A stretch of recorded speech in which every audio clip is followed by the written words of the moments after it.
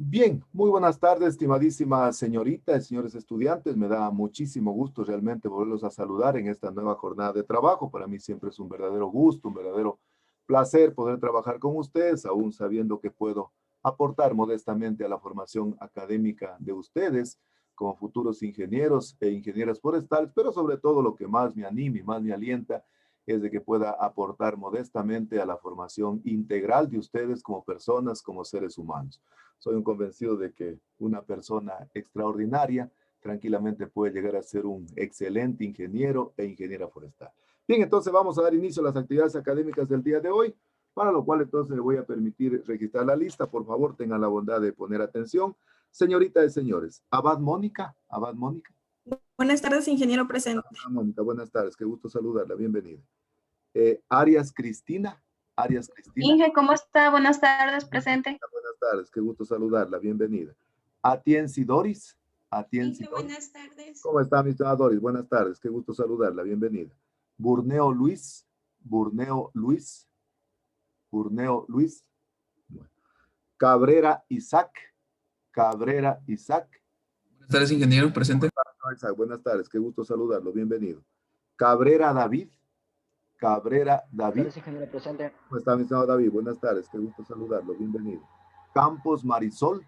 Buenas tardes, ingeniero presente. ¿Cómo está, mi Marisol? Buenas tardes, qué gusto saludarla, bienvenida. Campo Verde Dalton, Campo Verde Dalton. Buenas tardes, ingeniero, presente. Buenas tardes, qué gusto saludarlo, bienvenido. Castillo Cati, Castillo Cati. Castillo Cati. Buenas tardes, Buenas tardes, qué gusto saludarlo, bienvenido. Espinosa Leslie, Espinosa Leslie. Buenas tardes, ingeniero presente. ¿Cómo está, mi estimada Leslie? Buenas tardes, qué gusto saludarla, bienvenido. Espinosa Evelyn. Buenas tardes, ingeniero presente. ¿Cómo está, mi estimada Evelyn? Buenas tardes, qué gusto saludarla, bienvenida. González Blanca, González Blanca, González Blanca, González Blanca. Bueno. Guamán Marco, Guamán Marco. Buenas tardes, ingeniero presente. ¿Cómo está, Marco? Buenas tardes, qué gusto saludarlo, bienvenido. Herrera Greimi, Herrera Greimi. Buenas tardes, ingeniero presente. Buenas tardes, qué gusto saludarla, bienvenido. Jaramillo Yuri, Jaramillo Yuri, Jaramillo Yuri. Jiménez José. Presente, ingeniero, buenas tardes. ¿Cómo está, mi señor José? Buenas tardes, qué gusto saludarlo, bienvenido. Ordóñez Clever, Ordóñez Clever, Ordóñez Clever. Presente, ingeniero, buenas tardes. ¿Cómo está, mi señor Clever? Buenas Presente, tardes, ingeniero. saludarlo, bienvenido. Orellana Noé. Presente, ingeniero, buenas tardes. Orellana Noé. Buenas tardes. ¿Cómo está, mi señor Noé? Buenas tardes, qué gusto saludarlo, bienvenido. Orellana Jessica. Presente, ingeniero, buenas tardes. ¿Cómo está, mi señora Jessica? Buenas tardes, qué gusto saludarla, bienvenida. Quesada Jefferson, Quesada Jefferson, Quesada, Quesada. Buenas tardes, ingeniero presente. ¿Cómo está, mi señor Jefferson? Buenas tardes, qué gusto saludarlo, bienvenido. Buenas tardes. Reategui César, Reategui César. Buenas tardes, ingeniero. ¿Cómo está, mi señor César? Buenas tardes, qué gusto saludarlo, bienvenido. Robalino Allison. Presente. ¿Cómo está, mi señor Allison? Buenas tardes, qué gusto saludarla, bienvenida. Sánchez Katy. Sánchez Ingeniero, Katy. buenas tardes. ¿Cómo está, mi señora Katy? Buenas tardes, qué gusto saludarla, bienvenida. Felicitaciones, fue la primerita que llegó al aula. Tapia Marlon. ¿Cómo está, ingeniero? Muy buenas tardes, presente. Buenas tardes, qué gusto saludarlo, bienvenido. Ulloa Maribel. Ulloa Maribel. Buenas tardes, ingeniero presente. Ulloa Maribel, buenas tardes, qué gusto saludarla. Bienvenido.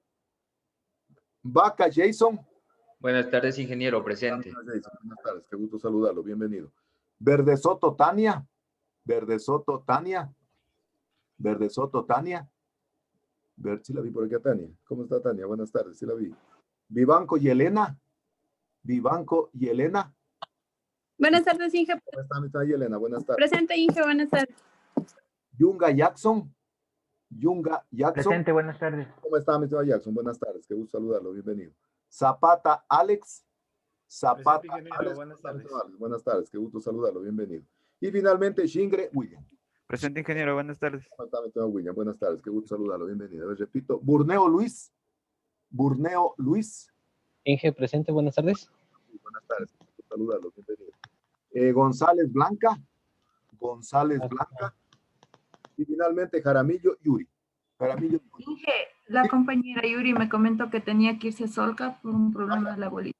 Ya, perfecto, no hay problema, ya le justificamos. Entonces, Blanca, nomás por favor, Katy, que cuando ya se pueda reportar, que me justifique para que no se perjudique en la nota, ¿no? Bien, una vez más les reitero la más cordial bienvenida a esta nueva actividad académica del día de hoy. Vamos a revisar la planificación académica de la asignatura. El día de hoy voy a abordar dos temas importantes relacionados con la estructuración del proyecto de investigación, de tesis, de todos y cada uno de ustedes, para ir comenzando ya a alimentar la propuesta terminal del proyecto, ¿sí? Entonces hay que ir trabajando en aquello. Y como producto de la clase de la primera conferencia va a quedar una tareita que ya está subida en la plataforma. Por favor, una recomendación, por favor, presenten las tareas, ¿verdad? No sean malos, hombre. Hay algunos todavía que no presentan la tarea si de adrede, así, pero de adredito no ganan calificación. Entonces, yo siempre les dije a ustedes que la calificación se la ponen ustedes. Entonces, por favor, estemos atentos cuando se apertura y cuando se cierra la plataforma, porque ustedes conocen de que es un sistema informático. Lamentablemente, uno no puede hacer mayor cosa. Entonces, estén atentos realmente para poder subir la tareita dentro del tiempo correspondiente, ¿no?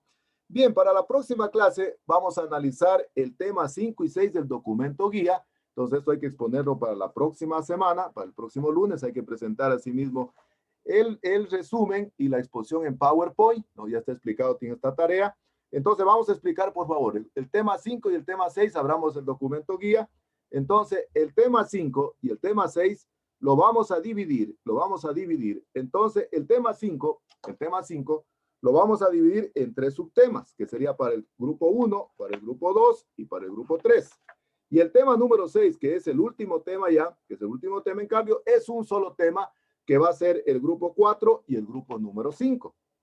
El subtema número 1 del tema 5 es la metodología de la investigación científica y se va hasta la página 42. Hasta la página 42, anotarán. Entonces, el grupo 1, subtema 1, el método científico, hasta la página 42. Hay que hacer un resumen y hay que hacer una exposición en PowerPoint de carácter magistral. El grupo número 2, el subtema número 2 que dice el planteamiento de un problema de investigación, y se va hasta la página 49, hacia la página 49. Igual, hay que hacer un resumen y una exposición magistral en PowerPoint. El grupo número 3, en cambio, dice el subtema 3, las hipótesis en la investigación. Las hipótesis en la investigación y ese va hasta el final. Hacemos entonces un resumen en 2 hojitas tipo ensayo y hacemos una exposición en PowerPoint de carácter magistral. El grupo número 4 y el grupo número 5 van a analizar el tema número 6, que es el enfoque de la investigación cualitativa. El grupo número 4 va a hacer una exposición de carácter magistral en PowerPoint y el grupo número 5 una exposición de carácter gráfica en PowerPoint. Entonces, de esa manera vamos a trabajar. Entonces, esta tarea hay que subirla, entonces, cada grupo, solo ponemos grupo 1, grupo 2, grupo 3, grupo 4, grupo 5, pero cada estudiante entonces sube sus 2 archivitos, un archivo en Word y otro de PowerPoint, está hasta el día lunes a las 7:30 y hay que participar en un forito, ¿no? Entonces, esos son los temas para poder analizar. Y de esa manera, pues ya vamos a analizar, terminando prácticamente de analizar los temas del documento guía. El tema número 7, en cambio, yo les puse que es más para que ustedes lo lean y que lo puedan utilizar como referencia para ya redactar su proyecto de investigación y su tesis, que está relacionado con algunas experiencias en redacción y ortografía desde el punto de vista técnico. Este es un documento, un artículo que publicaron en algún momento en el CATI en Costa Rica y que yo lo puse aquí para que ustedes de alguna manera les pueda servir como una guía cuando escriban su tesis, cuando escriban su proyecto de investigación.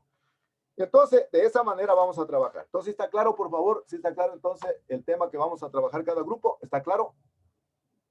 ¿Está claro? Sí, pero... Sí, ¿estamos claros entonces? Ya, perfecto. Entonces, de esa manera vamos a trabajar. Recuerden, es para el día lunes. Y la tareita que voy a dejar luego de la primera conferencia es, en cambio, es para el día miércoles, para este miércoles. Estarán atentos. Es una tareita de lo mismo que vamos a estudiar entonces en la tarde de hoy, ¿no? Bien, entonces vamos a continuar, vamos a avanzar entonces en lo que tiene que ver con el abordaje de los contenidos para no demorarnos mucho tiempo y de esa manera pues ustedes vayan teniendo tiempo ya para comenzar a trabajar en lo que tiene que ver, entonces con el proyectito de investigación de ustedes, ¿sí? Por favor. Entonces, vamos entonces a dar inicio. Vamos a dar inicio. No sé si tal vez... Espérenme un segundito.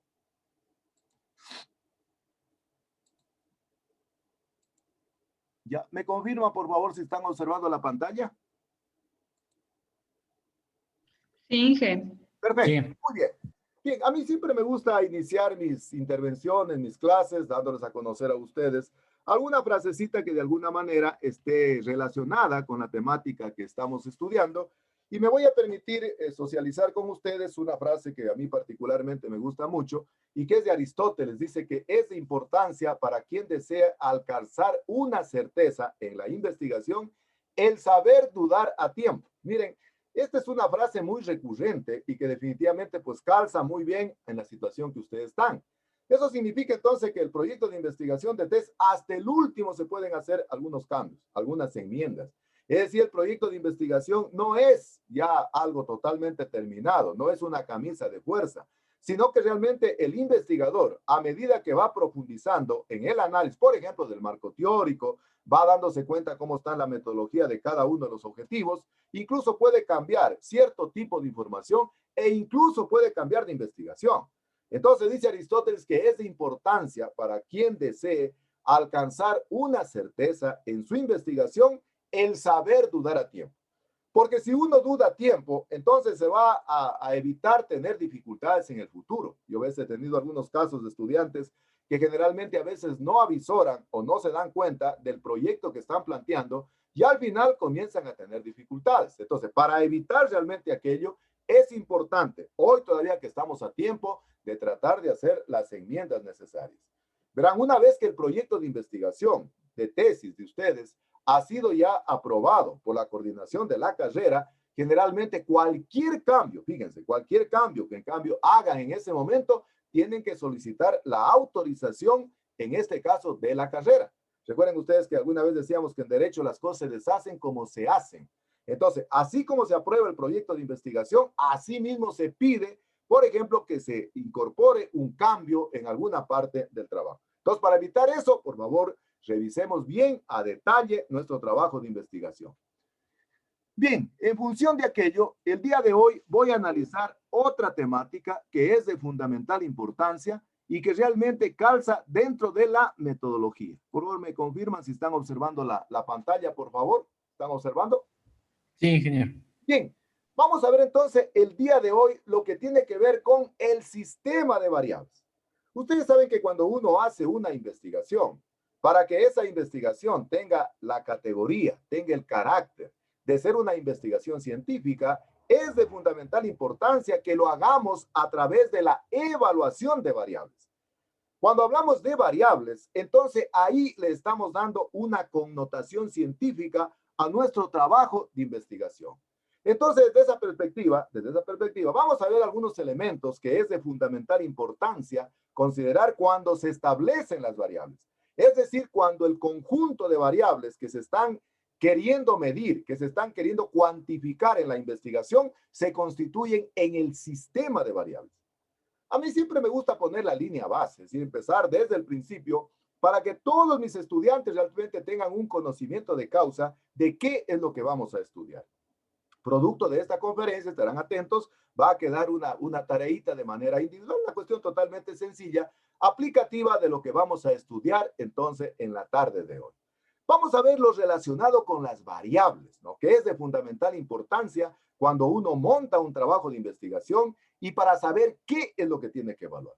Pero para ello, primero, vayamos viendo algunas cuestiones desde el punto de vista fundamental, fundamentemos lo que tiene que ver con las variables. Primero veamos lo que tiene que ver con la estadística. Fíjense que cuando uno quiere dar cientificidad a un trabajo de investigación, entonces tiene que recurrir a la estadística.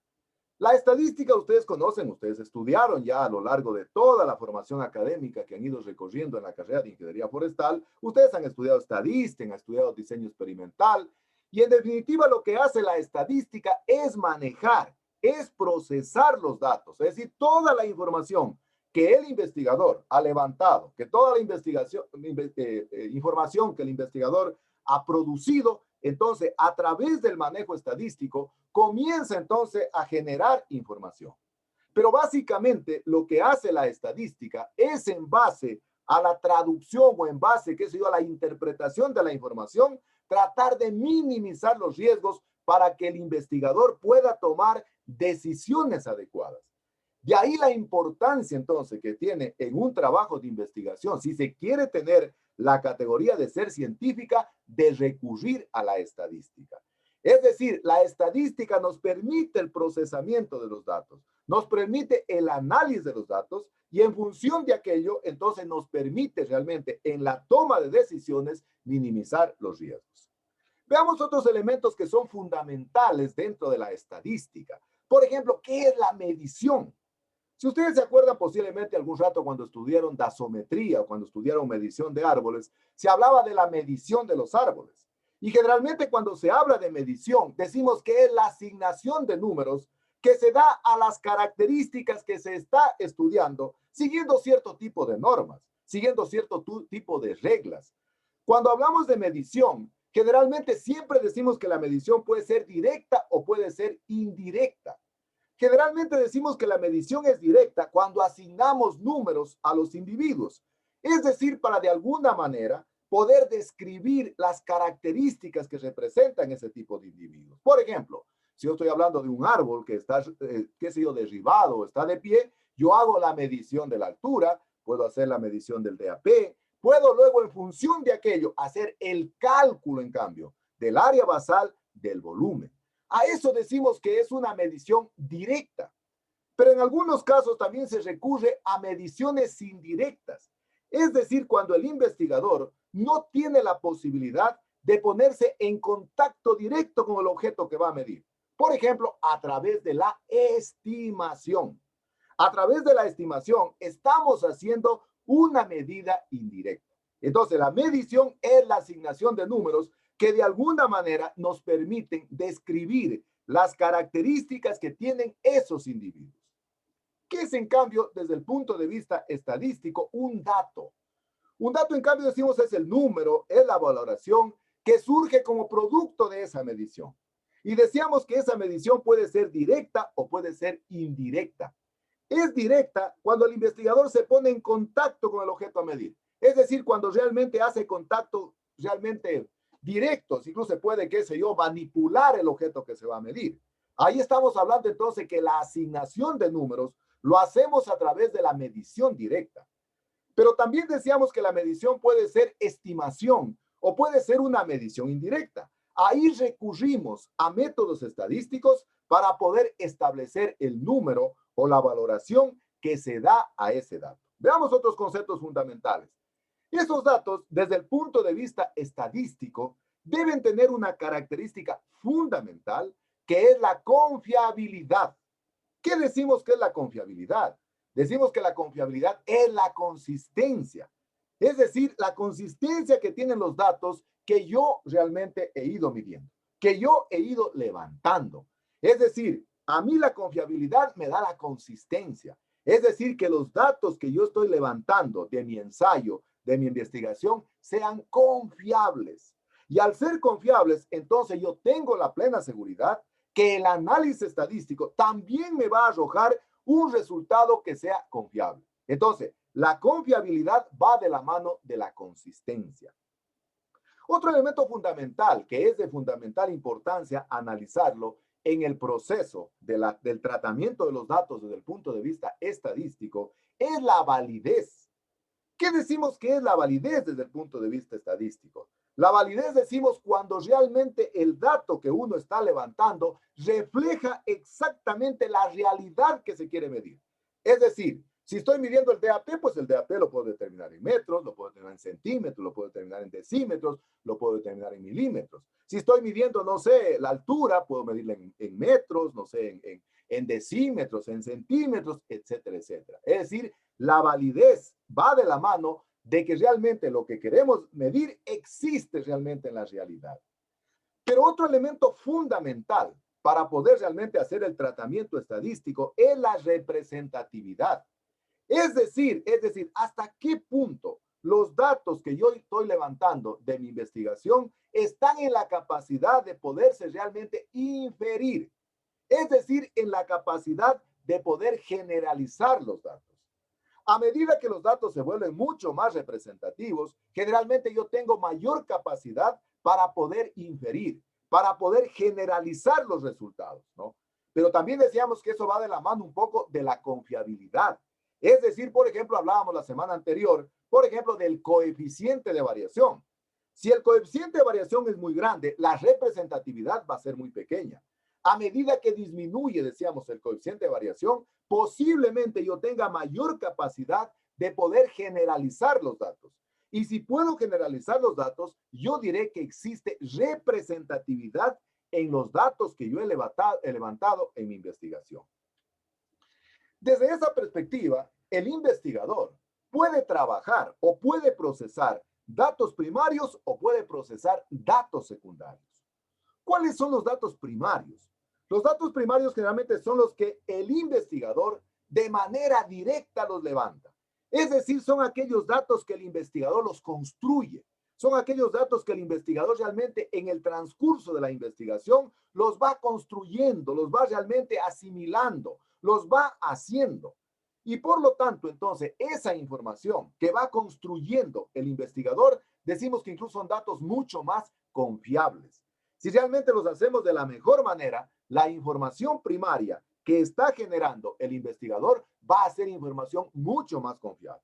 Pero, ustedes saben que en la vida todo existe un pero, ¿no? Pero el inconveniente es de que cuando yo levanto información primaria, ¿no? Generalmente necesito mayor inversión económica. Es decir, me va a generar mayor costos. Necesito tener un mayor presupuesto, porque eso me va a significar yo levantar los datos en el ensayo, generar un ensayo, levantar datos, hacer mediciones. Eso significa entonces que el investigador va a tener que invertir mayor en costos, va a tener que hacer una mayor inversión. Entonces, los datos primarios son aquellos que el investigador los maneja, los construye, y de esa manera existe mayor confiabilidad. Sin embargo, el investigador también puede manejar datos secundarios, es decir, datos que él no los ha construido y que realmente los ha utilizado de otros investigadores que ya existen.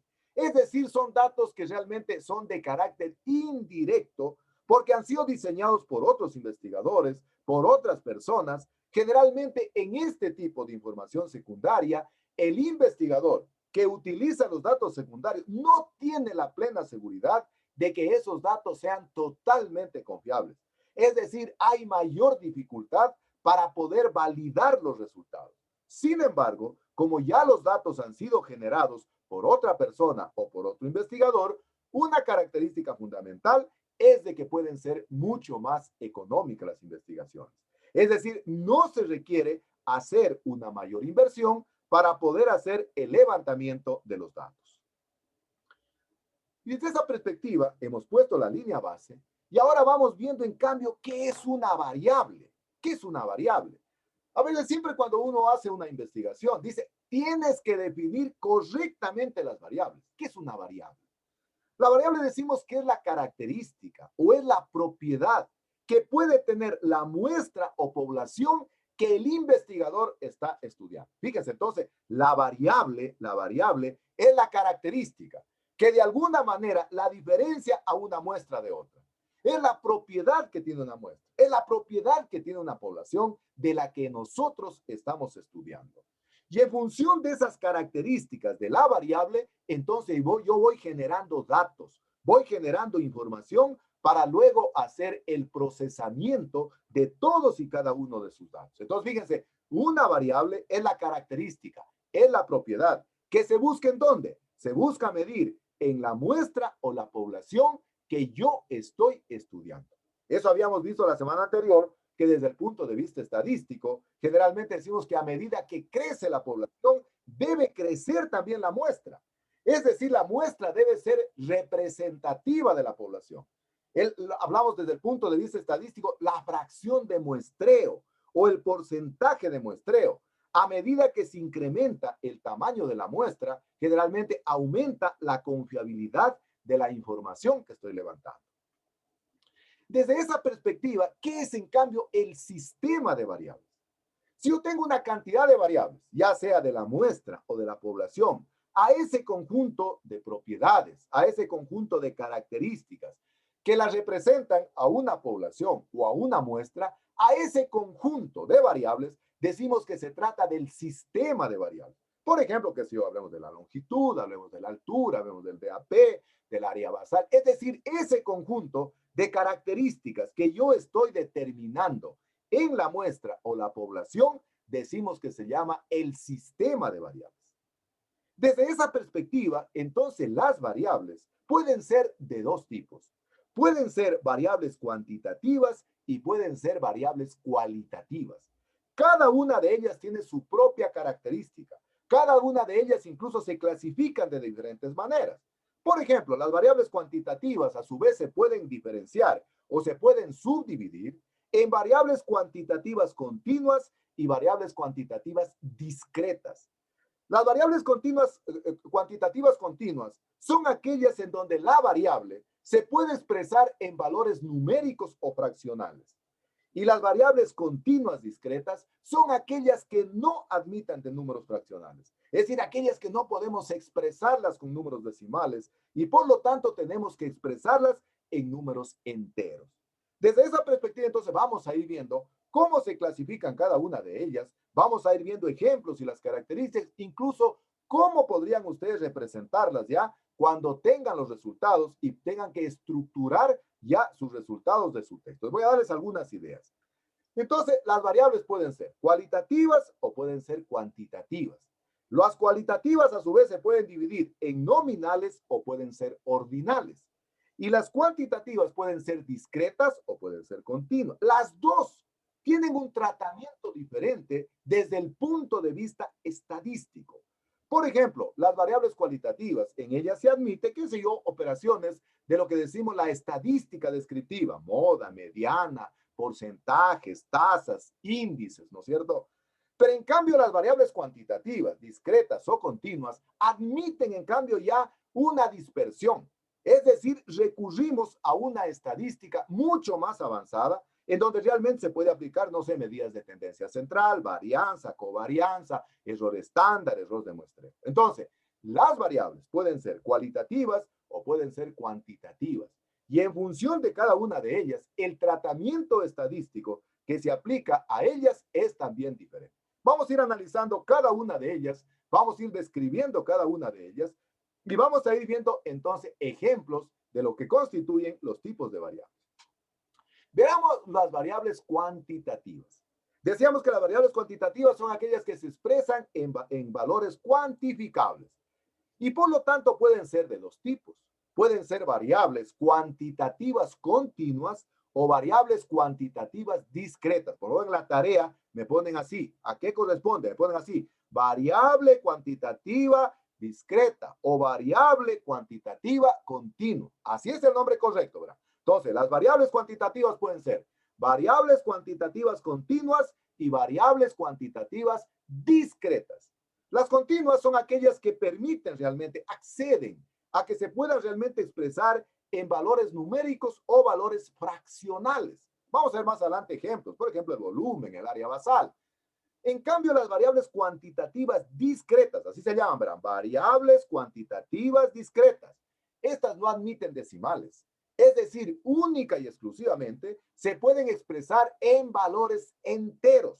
Por ejemplo, miren, imagínense en una hectárea, a 3 por 3, ¿cuántos árboles entran? A ver, en una hectárea, a 3 por 3, ¿cuántos árboles entran?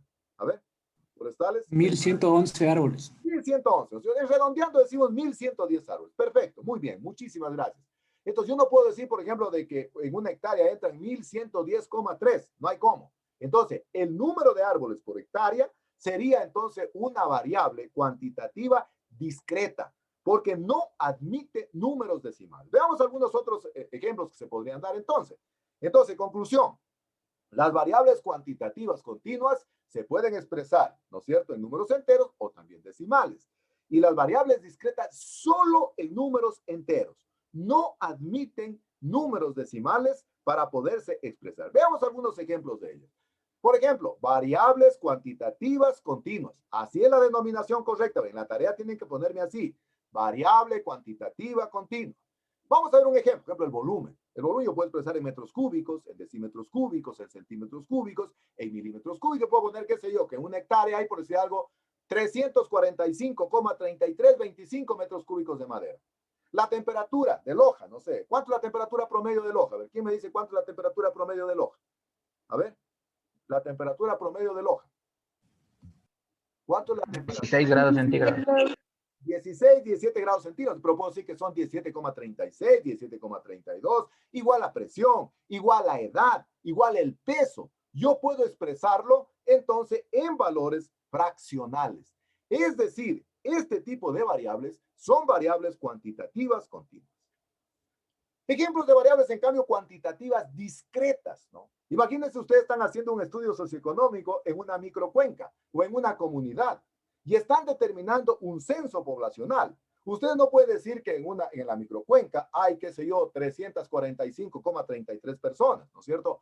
El número de personas es una variable cuantitativa discreta que solo admite números enteros. Igual estoy haciendo, qué sé yo, un censo de los animales, ganado bovino, ganado equino, caprino, etcétera, etcétera. Yo tengo que decir el número de animales en una variable cuantitativa discreta. No puedo establecer tampoco, qué sé yo, con decimales. Igual decíamos el número de árboles por hectárea, el número de frutos por árbol. Imagínense que alguien, por ejemplo, qué sé yo, le toca hacer un estudio dendrológico o en un estudio fenológico y le toca determinar el número de frutos que tiene por árbol, no sé, la cinchona. Entonces dice usted dice, ¿no es cierto? Usted dice, por ejemplo, tiene 25 frutos por árbol, ¿no es cierto? Y tiene, no sé, 10 frutos por rama, ¿no? Es decir, este tipo de variables no admiten valores fraccionales, es decir, no admiten decimales, solo se expresan en valores enteros. Y por eso se denominan entonces variables cuantitativas discretas. Así es el nombre correcto, variables cuantitativas discretas. Eso tienen que tomar muy en cuenta en las variables que están haciendo en su investigación. ¿Cuáles son, en cambio, las variables cualitativas? También se llaman categorizadas o se llaman de categoría. Este tipo de variables generalmente no reflejan, ¿no?, en su expresión valores decimales. Es decir, no admiten valores decimales, ¿no? Y generalmente se refiere a características que no pueden ser cuantificables. Por ejemplo, el color de los frutos, el color del pelo, el color de los ojos, el sexo, etcétera, etcétera. Desde esta perspectiva, las variables cualitativas o categorizadas pueden ser de dos tipos. Pueden ser variables cualitativas nominales o pueden ser variables cualitativas ordinales. Repito, es la manera correcta de decirlos. Cuando clasifican las variables que les toca hacer, me ponen el nombre completo. Variable cualitativa nominal, variable cualitativa ordinal. ¿Qué son las variables cualitativas nominales? A mí siempre me gusta, mire, enseñar a mis estudiantes con mnemotécnicas. La mnemotécnica es la ayuda a la memoria. Nominal viene de nómina, viene de nombre. Por ejemplo, dice, deme la nómina de los estudiantes del 9º ciclo de la carrera de Ingeniería Forestal. Yo diría, son 33 estudiantes y aquí está la nómina. O deme la nómina de docentes de la carrera de Ingeniería Forestal. Es decir, aparecen los nombres. Y generalmente no tienen ningún orden. Es decir, ahí estamos hablando de una variable cualitativa nominal. Nominal. Acuérdese entonces de la nómina. O dice, qué sé yo, la nómina de esta empresa es la siguiente, ¿no es cierto? Entonces, me estoy refiriendo a los nombres con los que se define a esa variable. Por ejemplo, el color de los ojos, el sexo, no sé. Es decir, yo estoy dándoles un nombre. ¿Qué son, en cambio, las variables cualitativas ordinales? Como su nombre lo indica, son aquellas, asimismo, que no admiten valores decimales ni fraccionales, sino única y exclusivamente valores enteros, pero establecen un orden definido. Es decir, el investigador, incluso de antemano, se puede establecer una escala predefinida para determinar el orden en el que se establece realmente, en este caso, la variable cualitativa ordinal. En algunos casos, en algunas investigaciones, ya existen escalas predefinidas. Es decir, lo único que usted tiene que hacer es mencionar, nombrar realmente al investigador que hizo eso. Y a veces cuando uno consulta en un cuadrito, se pone en la base o el pie de cuadro, se pone fuente, qué sé yo, por ejemplo, González 2020, por decir algo, ¿no es cierto? Y si no, toca hacerla usted. Es decir, este tipo de variables son las que predefinidamente determinan un orden. Por ejemplo, veamos entonces lo que son, así como vimos en las variables cuantitativas, tanto discretas como las continuas, veamos lo que son las variables cualitativas nominales, nombres, color del fruto, por ejemplo. Imagínense que alguien está haciendo una investigación desde el punto de vista fenológico y quiere determinar el color del fruto, amarillo, café, rojo, anaranjado, etcétera, etcétera. Una niña que está por graduarse en el proyecto Cinchona, ella trabajó en las estructuras vegetativas y estructuras reproductivas de Cinchona. Y entonces ella utilizó este tipo de variables nominales, por ejemplo, para determinar el color de las hojas, para determinar el color del fruto, para determinar el color del fuste, para determinar la forma de la copa, regular, irregular, redonda, o si usted está haciendo un trabajo de investigación de carácter social, no sé, para determinar la nacionalidad de las personas que usted está investigando. No son ecuatorianos, peruanos, alemanes, no sé, argentinos, etcétera, etcétera. Entonces, cuando uno nombra por el nombre a la variable, sin ningún orden, estamos hablando entonces de variables cualitativas nominales. Veamos en cambio aquellos ejemplos de variables cualitativas ordinales. Verán que el nombre es variable cualitativa ordinal. Son aquellas en donde ya se establece un orden predefinido.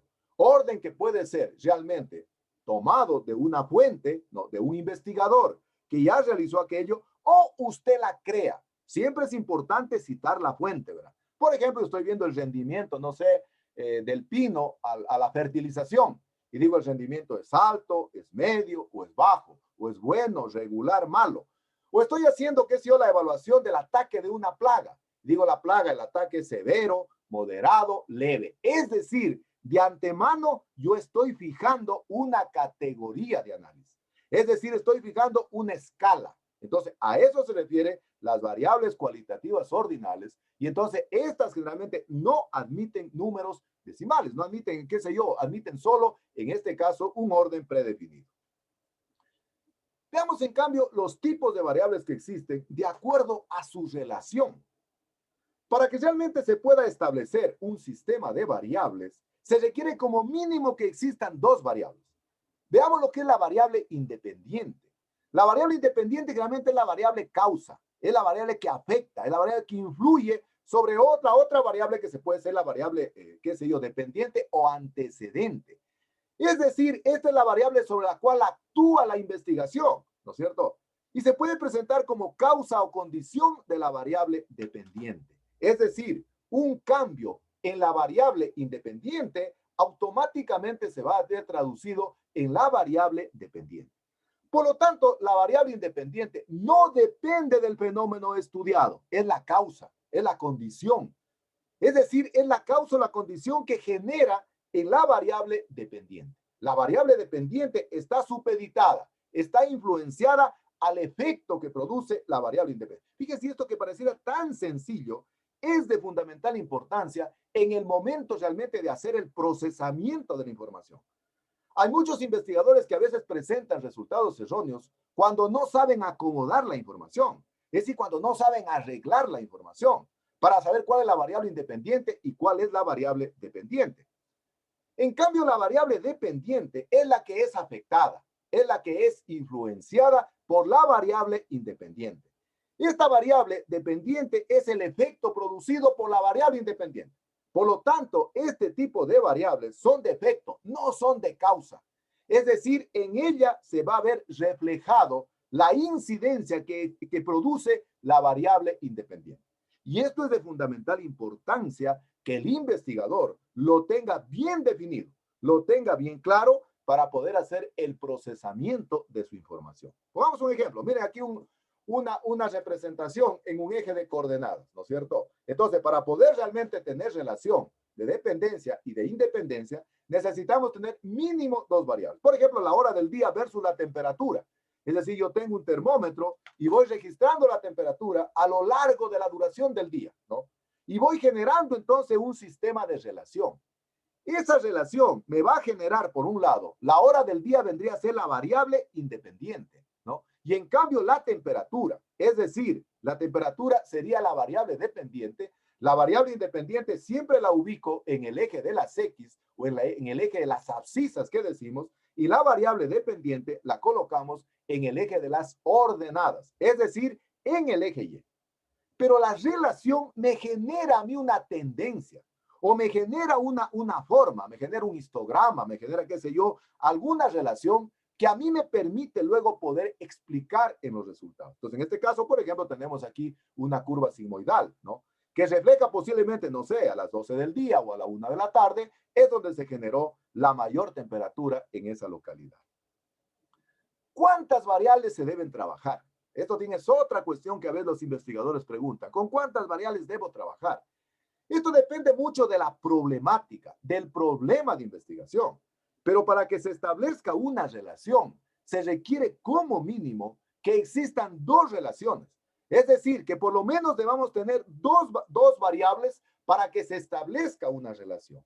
De lo contrario, no podríamos hablar de una relación. No podríamos hablar de una relación de a uno. Necesitamos entonces, por lo menos dos variables para poder establecer una relación de variables.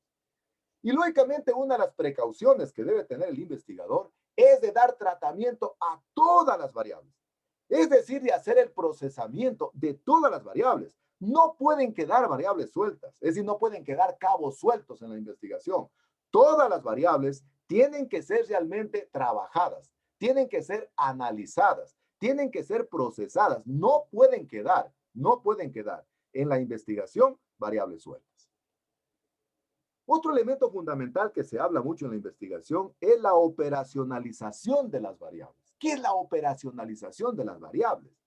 Yo digo que la operacionalización de las variables es poner cable a tierra de la variable que yo voy a investigar. Es decir, cómo la voy a definir ya in situ, cómo la voy a definir en la realidad, para que de esa manera yo adquirir mayor precisión. A eso decimos que es la operacionalización de las variables. Es decir, la ejecución mismo de la variable. ¿Cómo la voy a observar? ¿Cómo la voy a medir ya en la práctica, en el ensayo? Si ahí me dicen, qué sé yo, tienes que medir, no sé, una variable X, ¿no?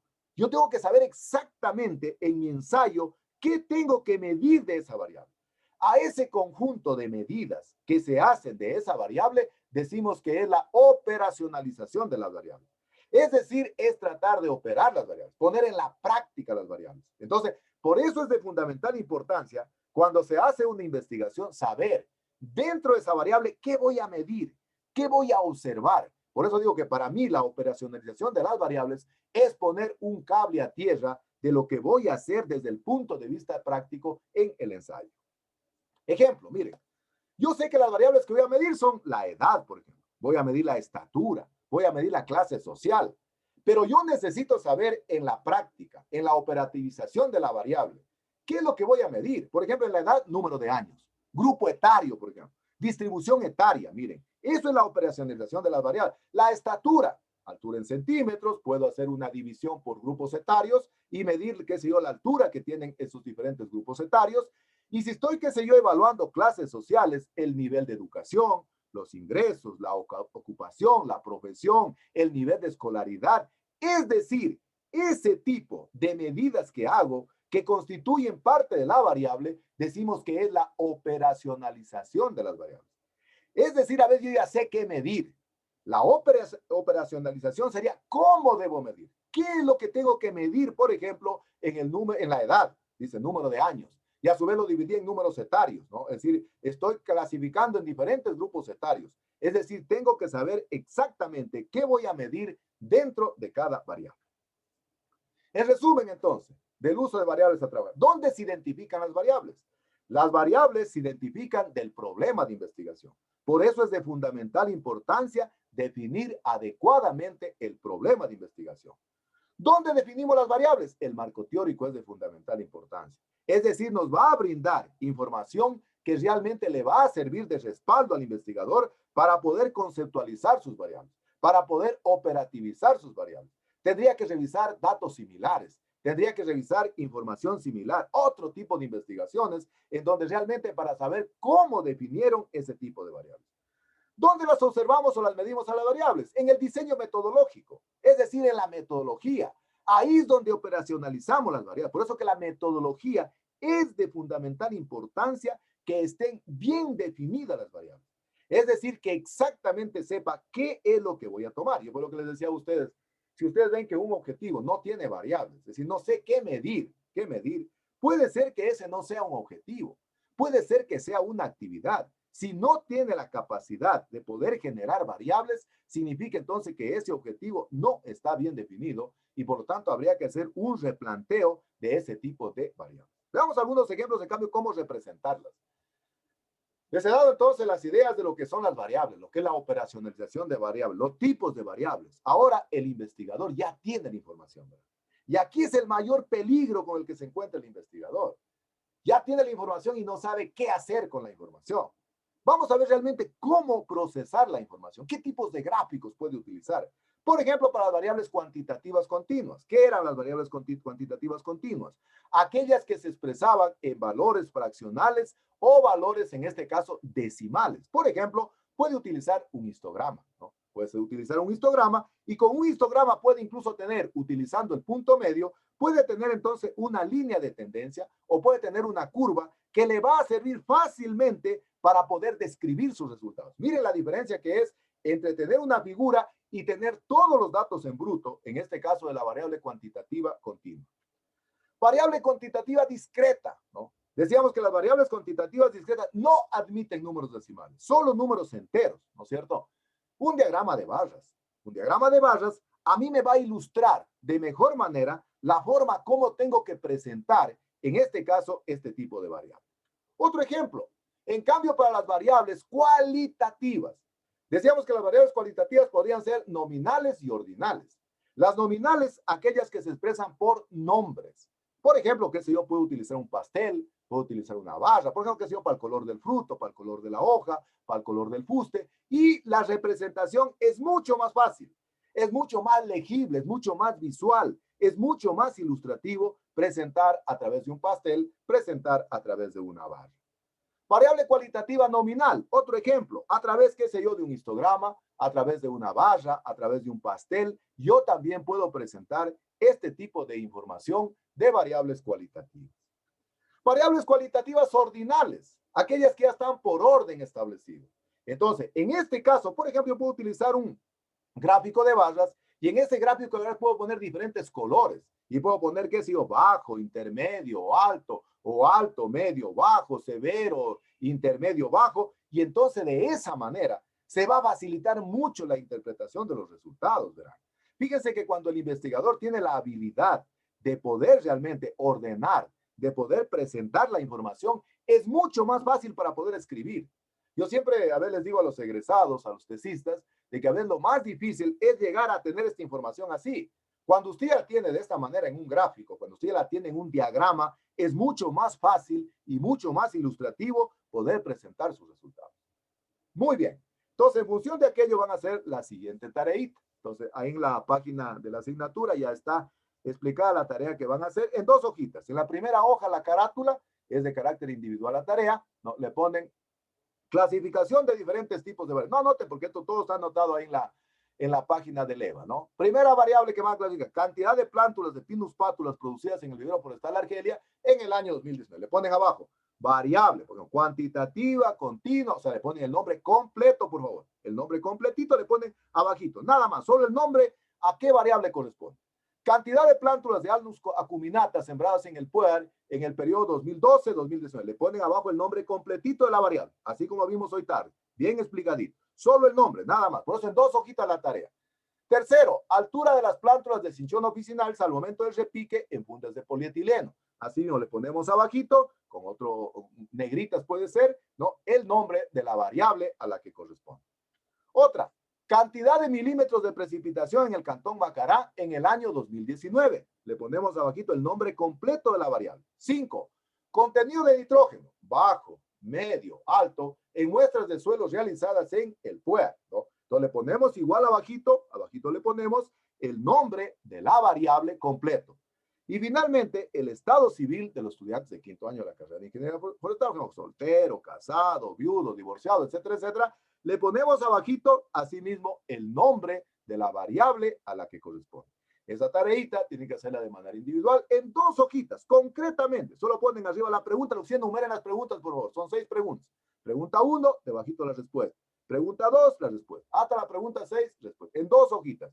Y eso lo suben en un archivo en Word, lo suben a la plataforma y esto hay que presentarlo hasta el día miércoles. Por favor, no se descuiden, chicos. Presenten, por favor, la información. Entonces, hasta el día miércoles hay que presentar esa información. ¿Estamos claros? ¿Estamos claros? Preguntas respecto a las variables. ¿Quedó claro respecto a las variables? Sí, está claro. Ingeniero. Muy bien. Entonces, esto ahora hay que aplicarlo, ¿verdad? A esto ahora entonces hay que aplicarlo. Voy a explicar los siguientes componentes que nos están faltando del proyecto de investigación. ¿Me confirman si están observando por favor la presentación? Sí. Ya. Ingeniero. Vamos a ver entonces ahora cómo tienen que presentar el cronograma, el presupuesto, las referencias bibliográficas y los anexos. Yo voy a dar las ideas para que ustedes tengan que presentar y con eso vamos completando ya todos los ítems del proyecto de investigación de tesis, por favor. Entonces, hay que trabajar entonces en esta información. Vamos a ver entonces primerito lo que es el cronograma de actividades. Ustedes ya a lo largo de la formación profesional, supongo que han hecho muchos cronogramas, ¿no? El cronograma siempre se hace en base a un diagrama que se llama diagrama de Gantt. Entonces, vamos a ver cómo tienen que presentar el cronograma de actividades. Veamos algunos elementos primero desde el punto de vista teórico, desde el punto de vista fundamental de lo que constituye el cronograma de actividades y cómo lo vamos a presentar entonces en el diseño de nuestro proyecto de investigación de tesis. Primero, el cronograma se lo presenta en una matriz de manera secuencial en donde se describen las actividades previstas en el proyecto de investigación para poder alcanzar los objetivos específicos y para ello les digo que se utiliza el diagrama de Gantt, ¿sí? ¿Qué tiene el diagrama de Gantt? El diagrama de Gantt es una matriz que relaciona, en una matriz de doble entrada, relaciona las actividades, las tareas que se van a cumplir en cada uno de los objetivos para realmente poder tener cumplimiento de los mismos con el respectivo tiempo de duración cada una de ellas. Es decir, tratamos en este diagrama de Gantt, que es una matriz de doble entrada, tratar entonces de, por un lado, ordenar las actividades, ir graficando de acuerdo al tiempo de duración. Y vamos a ver que el tiempo de duración puede estar en semanas, puede estar en meses, puede estar en trimestres o puede estar en cuatrimestres. Vamos a ver cuándo puede ser por semanas y cuándo puede ser por meses. Entonces, el cronograma de actividades se lo hace en base al diagrama de Gantt. Y entonces consiste en dibujar, en graficar en una matriz de doble entrada las actividades que se van a cumplir en cada uno de los objetivos con el respectivo tiempo de duración. Aquí es de fundamental importancia para ustedes considerar las regulaciones últimas que se han establecido en la universidad para poderse graduar como ingeniero e ingeniera forestal. Es decir, lo que establece el reglamento de régimen académico para que de esa manera su tesis no se les vaya a caducar. Entonces vamos a ver algunos elementos. El cronograma, ¿para qué más sirve? Sirve para poder hacer el seguimiento y evaluación de una investigación.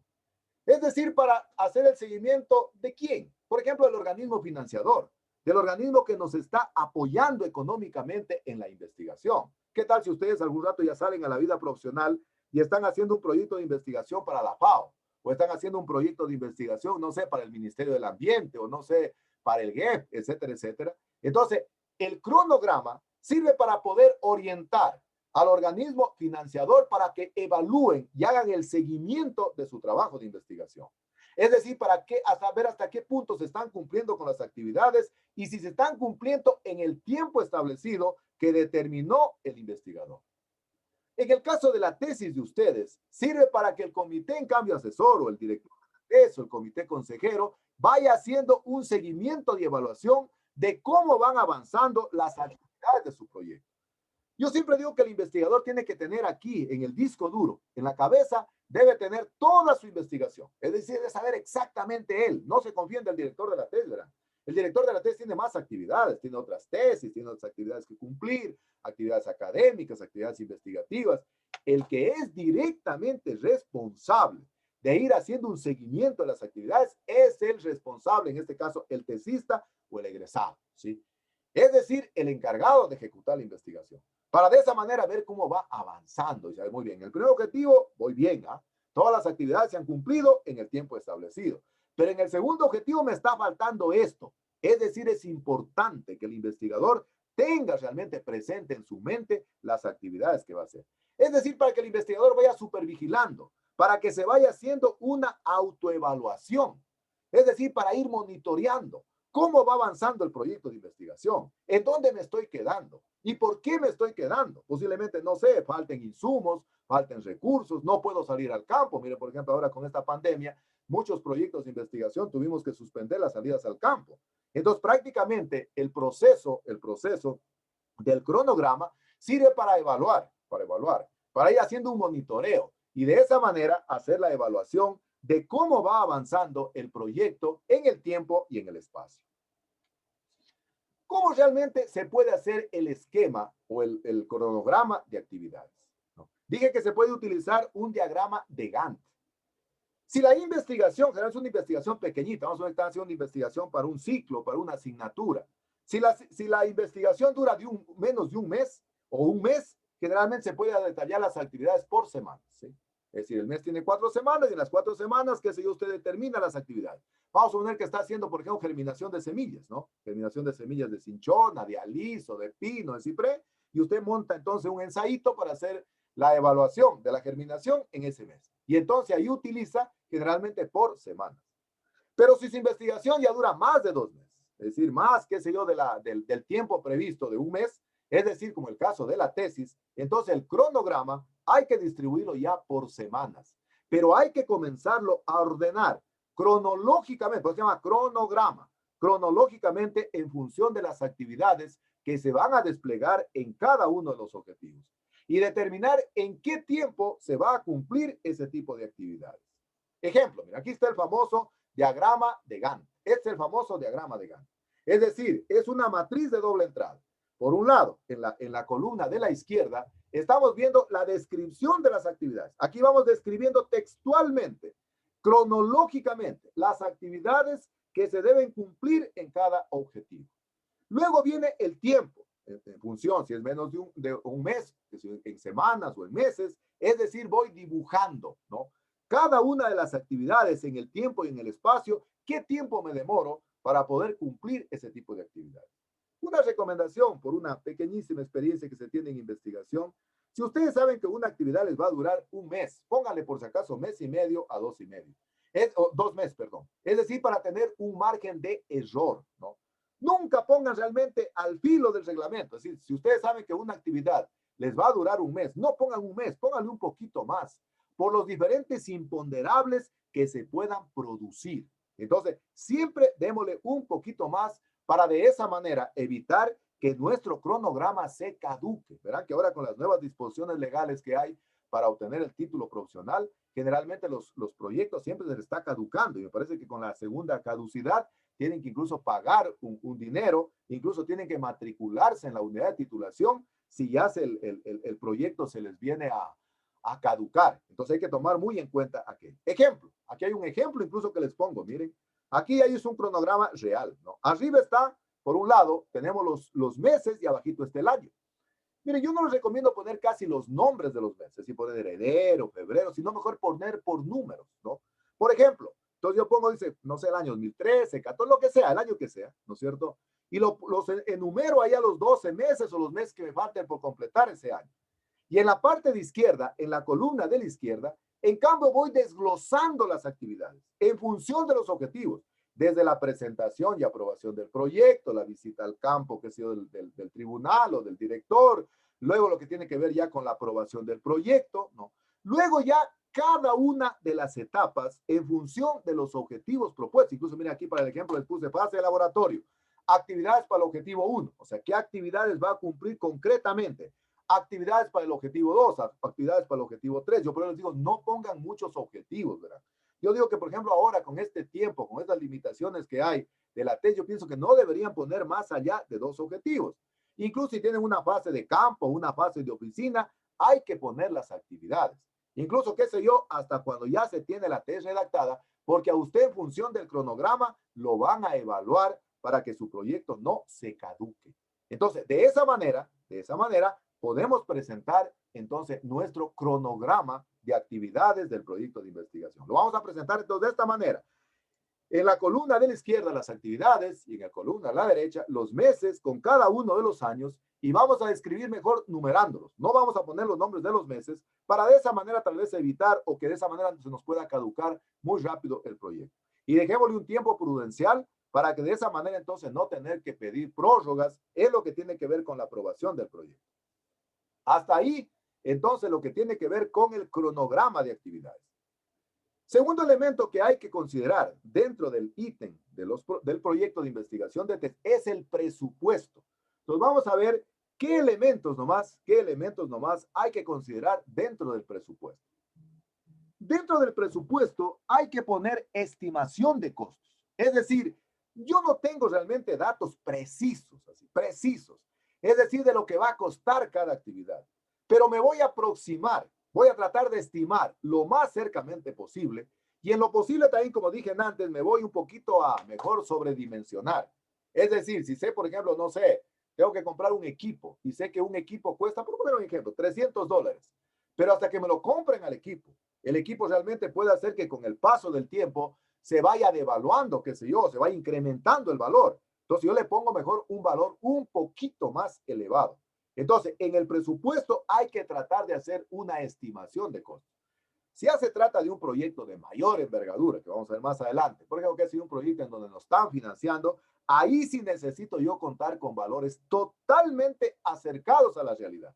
Incluso ahí tendría que hacer lo que se llaman las proformas, es decir, recurrir, que se yo, a una casa comercial para poder tener una proforma y de esa manera estructurar un presupuesto que sea lo más cercanamente posible a la realidad, porque me van a financiar, me van a comprar. Por ejemplo, que estén queriendo comprar una estufa y le ponga la estufa que vale $3,000, por decir, y en el mercado está $10,000, ¿no es cierto? Entonces, o puedo hacerlo a través de una proforma presupuestaria, es decir, a través de ir a una casa comercial y decirle, mire, sabe que estoy queriendo adquirir una estufa y necesito una proforma. Es decir, necesito que usted me haga realmente un presupuesto de cuánto cuesta esta estufa con estas características técnicas. Esa es otra cuestión que hay que tomar en cuenta, ¿verdad?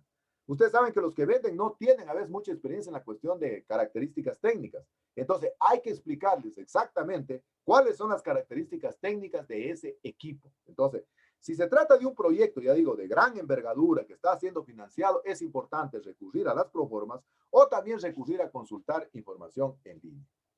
¿Qué actividades nomás se deben considerar dentro del presupuesto? Hay que considerar 5 actividades. Primera actividad, los recursos humanos. ¿Sí?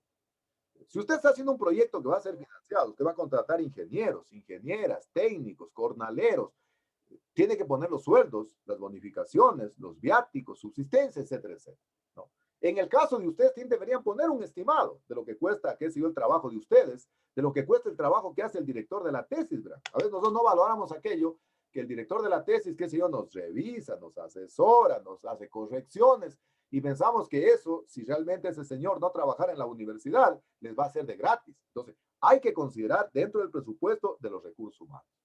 Segundo rubro a considerar dentro del presupuesto es la movilización, ¿no? Si usted tiene previsto salidas al campo, tiene que hacer capacitación, entonces necesita realmente considerar viajes, pasajes, subsistencias, viáticos, alimentaciones. Es decir, cuando usted sale de la sede de trabajo, necesita realmente poner un rubro que esté destinado a pagar este tipo de movilización. Entonces, no hay que descuidar aquello, ¿verdad?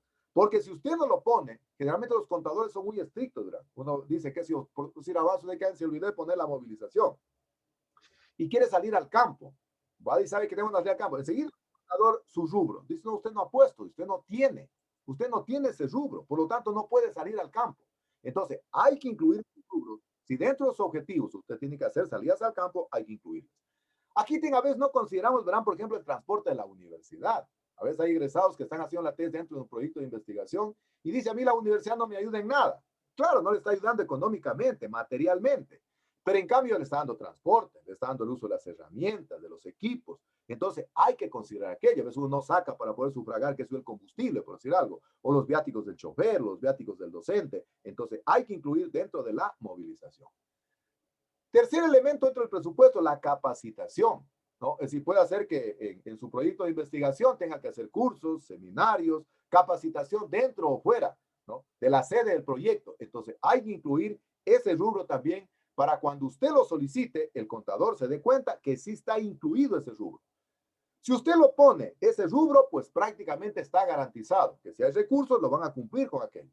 Pero si usted no pone el rubro y hay un seminario, qué sé yo, en la SPOSH, por decir algo, y usted quiere salir, le van a decir, mire, señor, sabe que no puede salir porque usted no tiene un rubro de capacitación. Y eso, verán, ahora son muy estrictos, realmente con la nueva reglamentación y nuevas disposiciones que existen en el Ecuador. Realmente, si ese rubro no está considerado ahí, es bien complicado que le puedan dar paso a ese tipo de actividad. Materiales e insumos para la investigación, de laboratorio, de campo, de oficina, todo tipo de materiales, reactivos, qué sé yo, no sé, útiles de limpieza, todo ese tipo de cuestiones hay que considerar. Si tiene que adquirir equipos o hacer instalaciones, hay que considerar, qué sé yo, contratos, subcontratos, o hay que tomar en cuenta la depreciación de los equipos. Los equipos con el tiempo se van depreciando, es decir, van perdiendo valor, van perdiendo el valor de uso, porque usted sabe que el equipo, ¿cómo se deprecia? Así uno lo use, usted se deprecia. ¿Por qué? Por el aparecimiento de nuevos modelos. Usted compró la estufa, qué sé yo, en el año 2020, y ahorita ya no es último modelo, ya estamos en el año 2021, y posiblemente esa estufa ya tenga características inferiores a las nuevas. O usted compró una laptop, compró una computadora portátil, ¿no? Que en su momento, en octubre del 2020, era la última versión que había, Core i7, no sé. Y ahora resulta ser que ya hay otro tipo de equipo. Esa desvalorización que tiene el equipo, ya sea por el uso o ya sea por el aparecimiento de nuevos modelos, se conoce con el nombre de la depreciación. Es decir, el valor que va perdiendo el equipo por el uso o por el cambio de modelo. Por lo tanto, para cada rubro es necesario establecer o preparar un detalle de los costos que se van a realizar, especificando de manera puntual el costo que tiene cada valor. Es decir, cada valor tiene que tener una secuencia. Y lógicamente esto depende mucho de la envergadura del proyecto. Si yo tengo un proyecto que dura 3 años o dura 2 años, entonces puedo hacer que sea por trimestre, por semestre o anual, y lógicamente colocar la fuente de financiamiento externo si yo tengo una fuente de financiamiento externo. Pero si yo tengo que ser un proyecto pequeño, nomás como el de ustedes, posiblemente, no sé, sea tal vez trimestral o semestral, ¿no? Es decir, debo incluir las actividades y el tiempo prudencial que yo me voy a demorar o me voy a tardar para poder ejecutar ese tipo de actividades. Para poder establecer el presupuesto, es de fundamental importancia que el ingeniero, que la ingeniera forestal, considere esto que es de fundamental importancia en materia de costos. Son los costos directos y los costos indirectos. Ustedes ya son estudiantes de 9º ciclo de la carrera de ingeniería forestal, han pasado ya por diferentes asignaturas relacionadas, por ejemplo, con análisis financiero, economía, etcétera, etcétera. Y ustedes conocen realmente qué son los costos directos y qué son los costos indirectos. Yo, miren, para poder diferenciar costos directos y costos indirectos, yo siempre me llevo por alguna vez que un economista dijo, los costos directos son aquellos dinero sonante, aquel dinero que yo lo saco realmente del bolsillo y pago, salarios, equipos, viáticos, mantenimiento de los equipos, servicios, gastos de publicaciones, compra de libros, revistas, bases de datos, es decir, aquello que yo realmente estoy en la capacidad de poder comprar de manera directa. Yo siempre digo, me acuerdo de este economista que decía, los costos directos son aquellos en donde usted mete a la mano al bolsillo, tiene dinero y compra eso. Entonces, a eso decimos que son los costos directos, salarios, equipos, viáticos, compra de libros, de herramientas, etcétera. Son costos directos. Pero es importante también saber qué son los costos indirectos. Los costos indirectos, en cambio, son aquellos que no necesitan necesariamente una erogación o un egreso económico en ese momento, ¿no? Por ejemplo, el mantenimiento de un equipo, la limpieza de un laboratorio, la administración misma del proyecto, tal vez si tiene que hacer alquiler de herramientas, equipo, la depreciación de los equipos, vienen a constituir los costos indirectos. Es decir, aquellos costos que lamentablemente a veces uno no los percibe, no mete la mano al bolsillo y saca el dinero para poderlo comprar, pero que a la larga se constituye en un costo, en un rubro que debe ser tomado en cuenta dentro del proyecto. Entonces, a eso decimos que son los costos indirectos. Por ejemplo, no sé, la universidad hace un año, creo que fue un año y medio, hizo el mantenimiento de toditos los laboratorios, de toditos los equipos, cerraron incluso los laboratorios. vinieron una empresa de afuera a hacer el mantenimiento y de todos los laboratorios, eso es un costo.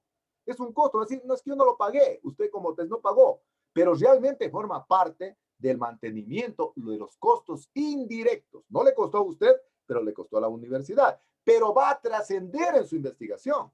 Es decir, de una u otra manera, va a trascender en su investigación, porque del mantenimiento de ese laboratorio posiblemente dependa la asepsia de su trabajo, dependa la calidad de sus resultados. Entonces, es importante también considerar si tiene usted costos indirectos. Y aquí está la forma, un ejemplo de cómo presentar. Hay diferentes formas de presentar. Yo voy a crear aquí diferentes gamas, diferentes modelos, diferentes matrices de cómo presentar el proyecto, ¿no? Y voy a dar más adelante los 4 cuadros que hay que presentar en materia de presupuesto para el proyecto de investigación. Por ejemplo, aquí es un proyecto que está siendo financiado, por ejemplo, por la universidad, pues un ejemplo, y por ejemplo, financiado por otra institución. Es decir, cuando existe financiamiento externo, que puede ser, no sé, de un organismo internacional, o puede ser de un organismo nacional, o puede ser de un ministerio, etcétera, etcétera. Entonces, en la columna de la derecha están los rubros, están las actividades, es decir, lo que voy a hacer. En cambio, aquí viene el aporte de la universidad, el aporte efectivo, ¿no? Que puede ser el aporte efectivo de costos directos. Que si el proyecto dura 3 años, por ejemplo, que lo estoy poniendo en el año 1, en el año 2, en el año 3, por ejemplo, en viajes técnicos. Pues, otros pueden ser valores indirectos, igual en el año 1, en el año 2, en el año 3. Y luego viene el aporte externo, ¿no? El aporte, qué sé yo, vamos a poner de la FAO, por decirlo. O el aporte que está dando el Ministerio del Ambiente, así mismo, en efectivo y a través de especies. Puede ser, qué sé yo, vamos a poner que está dando una base de datos, ¿no? Entonces yo pongo realmente qué va a dar en el año 1, qué va a dar en el año 2, en el año 3. Y finalmente tengo una columna a la derecha que expresa el total de lo que aporta cada institución y al final, en la línea de abajo, en la última fila de abajo, entonces tenemos el total que significa el valor financiero del proyecto. Otro ejemplo de cómo realmente presentar también los rubros. En cambio, acá están las actividades. Miren.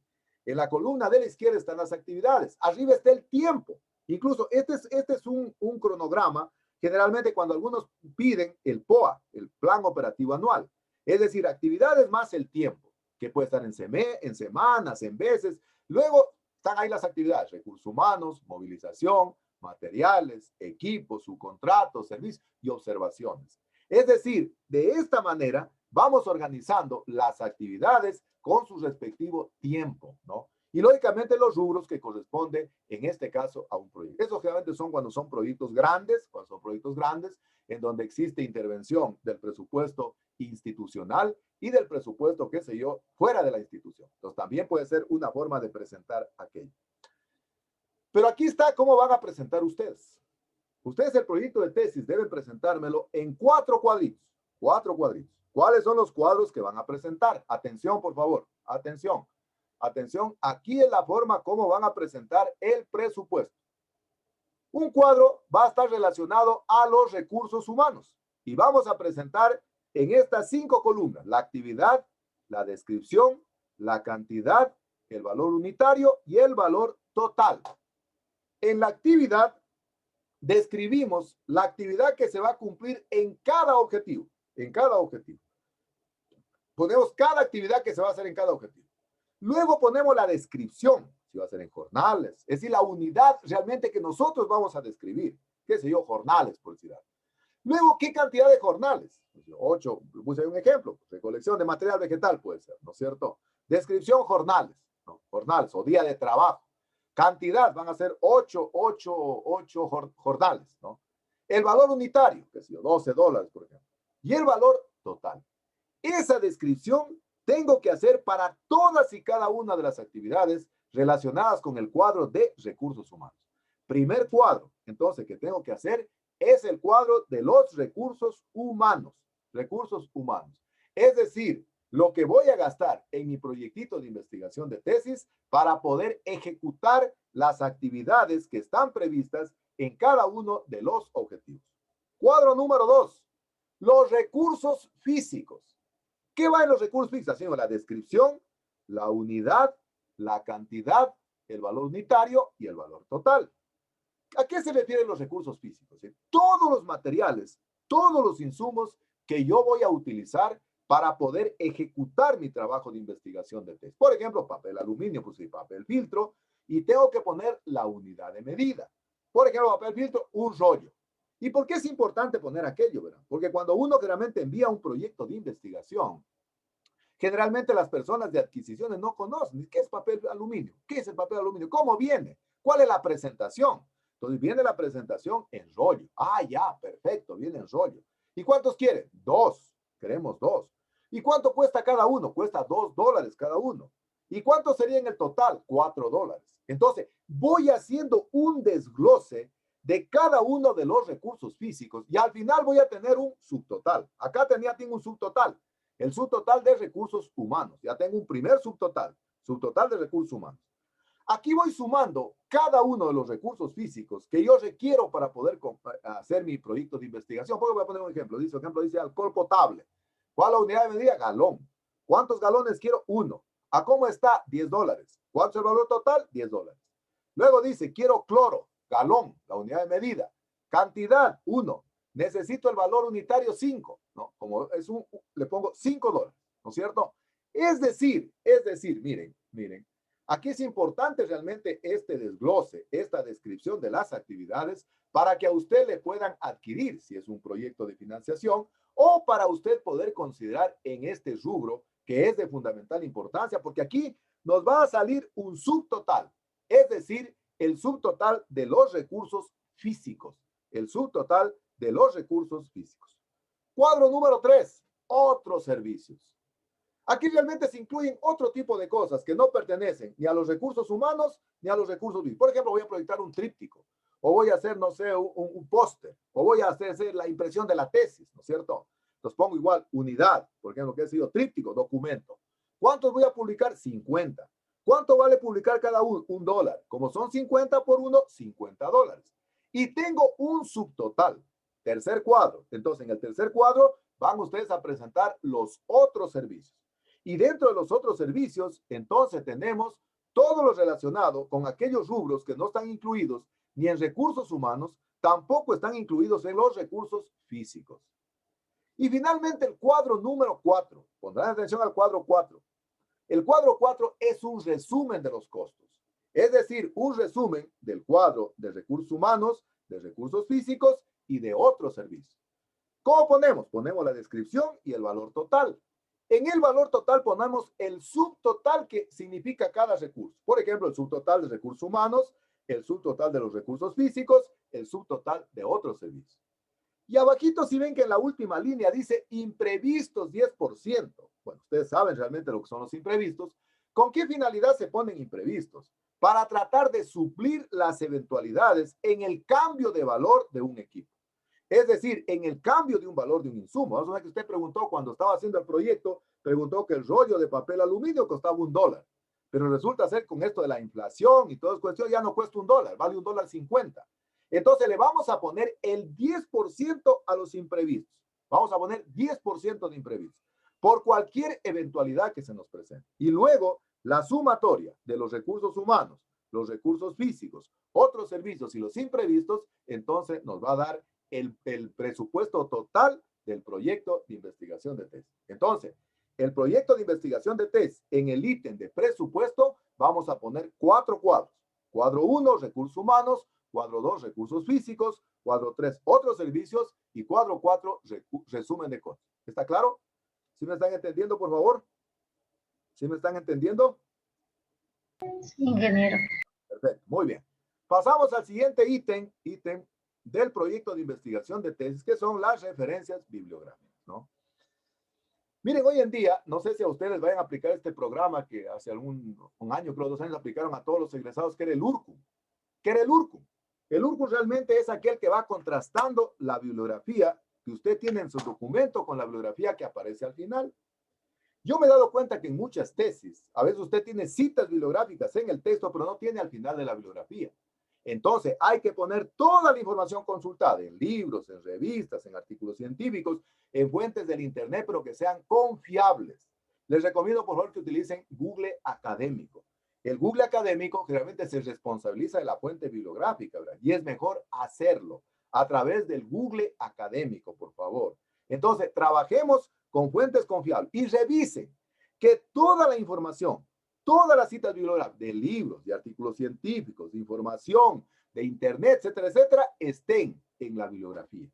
Porque lo contrario, bueno, ustedes ya saben muy bien aquello, no tengo que explicarles mucho, ustedes saben realmente que si no se incluye una cita bibliográfica, se puede constituir en un plagio, ¿no es cierto? Y el plagio en el país es sancionado de acuerdo a lo que establece el Código Orgánico Integral Penal, ¿no? Entonces, sancionado realmente con sanciones de carácter, en este caso, penal. Entonces, hay que tener muy en cuenta que entonces hay que revisar que la información, por favor, que está contenida en el proyecto esté también en la bibliografía. Bases de datos, no sé, las bases de datos son importantísimas, pero hay que incluir la cita completa. Incluso, bueno, ustedes ya saben, esto no tengo para qué explicarles a los de primer ciclo, si tengo que poner cuándo ha sido consultado, la fecha, ¿no?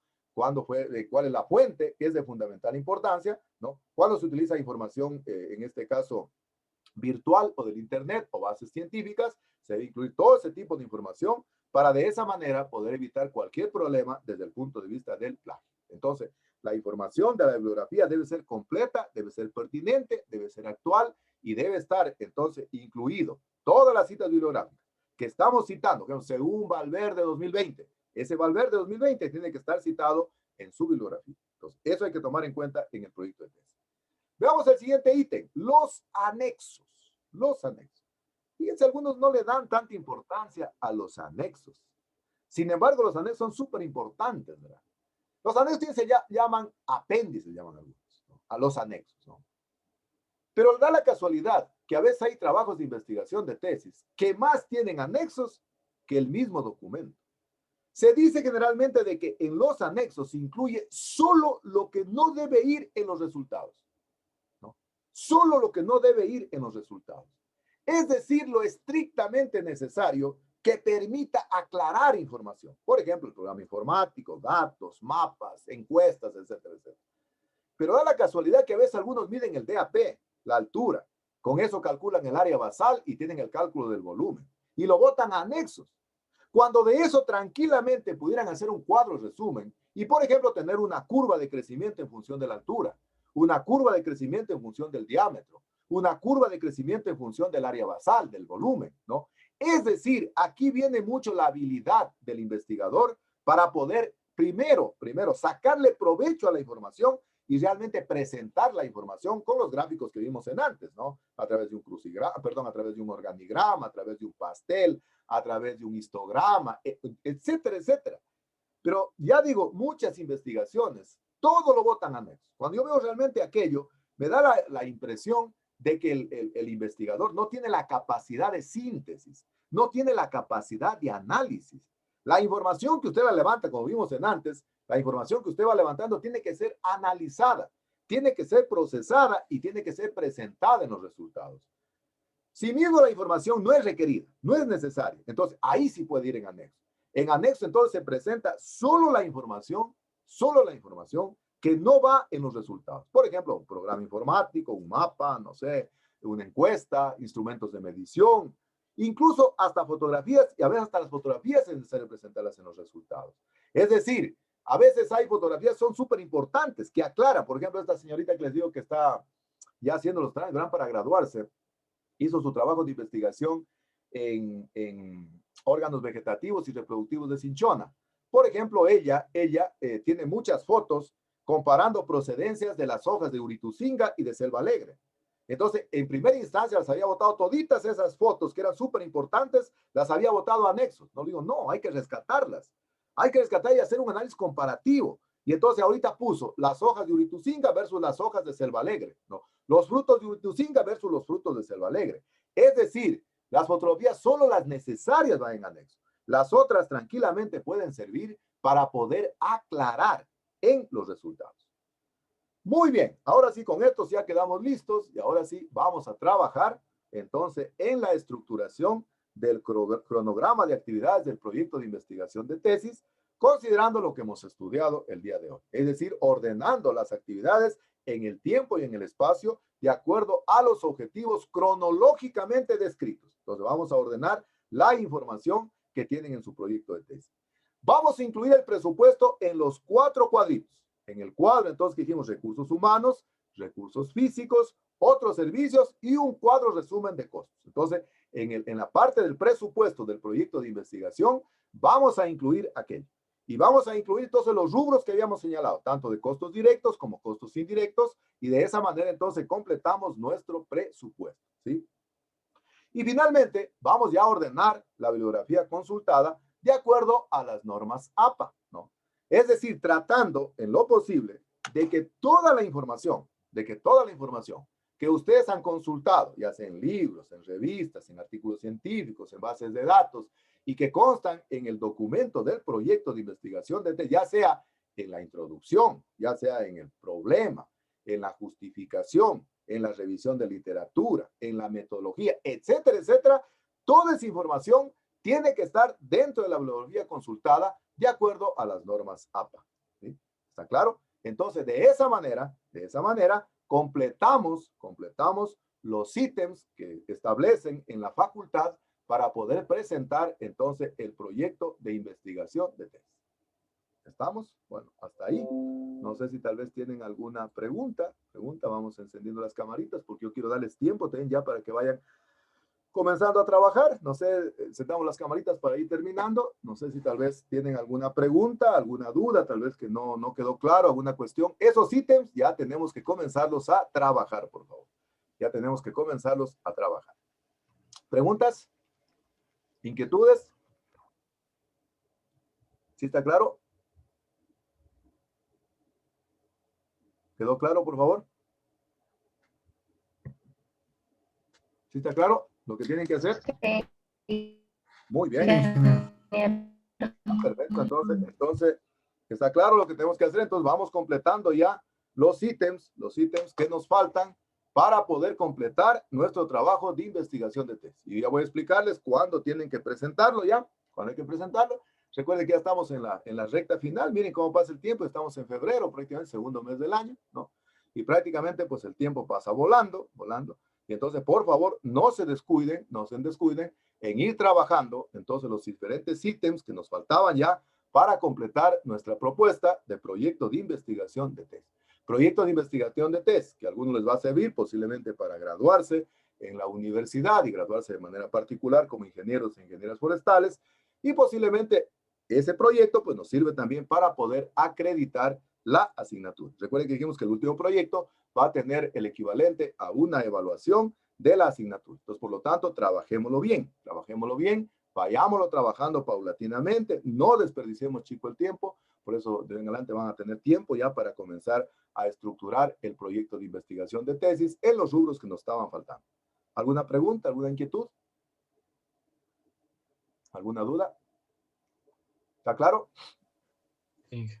Bueno, entonces, pues si no hay preguntas, no se olviden, por favor, hasta el día miércoles hay que subir. Blanca, que llegó, la veo que está por acá. Blanca, hay una tareita para el miércoles. Hay que subir un ejemplito de variables, poniendo el nombre completo a la variable, ¿verdad? Poniendo el nombre completo a la variable. No me pondrán solo cuantitativa, pondrán cómo realmente a qué tipo de variables es. Y eso hay que presentar hasta el día miércoles. Y en cambio, si Dios lo permite, para el próximo lunes hay que presentar, en cambio, el resumen del tema 5 y 6. Y no se olviden, por favor, de participar en los foros. La idea, miren, de participar en los foros es para que ustedes se vayan ejercitando en lo que tiene que ver con la escritura, ¿sí? Uno de los graves problemas que tenemos en el país prácticamente es de que tenemos muchas dificultades para poder escribir. Entonces, tratemos en lo posible de hacer la escritura del panel foro con sus propias palabras. Expláyense ustedes, verán. Oye, aún me da, realmente veo tristeza de que uno puede escribir 10 líneas, ¿verdad? 10 líneas. Por favor, de corrido, 10 líneas, sí, escriban ustedes. Y no dejen de participar, chicos. Por favor, créanme que a mí me preocupa hartísimo de ver que algunos no participan. Yo definitivamente no quiero perjudicar absolutamente a nadie. Nadie quiero que se perjudique. Pero por favor, tengan la bondad, revisen siempre las tareas que están entonces en la asignatura. Bien, entonces si Diosito así lo permite, pues nos estaremos viendo la próxima semana. Que les vaya extraordinariamente bien. Cuídense mucho. No se olviden lo que siempre estamos diciendo, de tratar de cada día superarnos por ser las personas más sencillas, más humildes, de tener el perfil más bajo, que es lo más importante, y de valorar lo importante que tenemos al lado nuestro, que es la familia. Esperemos prácticamente que no estén para poderlos valorar. Así que si Dios lo permite, entonces nos veríamos la próxima clase. Que les vaya extraordinariamente bien, que tengan una excelente semana. Hasta luego, que estén muy bien. Hasta luego, Gracias. ingeniero. Hasta luego, ingeniero. Hasta Hasta luego, Inge. Gracias. luego, chicos.